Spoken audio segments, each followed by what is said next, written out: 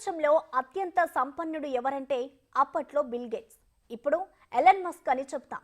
అయితే వారితో పాటు చాలా మంది సంపన్నులు ఉన్నారు. కానీ ఎవరి దగ్గర కూడా 1 ట్రిలియన్ సంపద లేదు, అంటే $1,00,00,000. ఇండియన్ కరెన్సీలో చెప్పాలంటే 83 లక్షల కోట్లు ఎవరి దగ్గర కూడా ఇంతవరకు లేవు. కానీ 2027 కల్లా టెస్లా అధినేత ఎలన్ మస్క్ ఆ మార్క్ను అందుకుంటారని ఇన్ఫార్మా కనెక్ట్ అకాడమీ ఓ నివేదికలో చెప్పింది.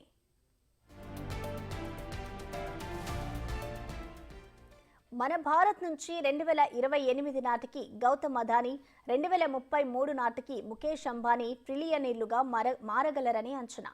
ఫ్యూచర్లో Jensen Huang, Prajogo Pangestu, Bernard Arnault, Mark Zuckerberg కూడా ట్రిలియనీర్లు అవుతారని ఓ లెక్క. వ్యక్తిగతంగా కాకుండా 7 కంపెనీలు మాత్రం ప్రస్తుతం $1,00,00,000 కోట్లకు పైగా నికర విలువ కలిగి ఉన్నాయి. ఇక ఆ స్థాయికి చేరే అవకాశం భారతీయ కంపెనీల్లో రిలయన్స్ ఇండస్ట్రీకే ఉందని ఈ నివేదిక చెప్పింది.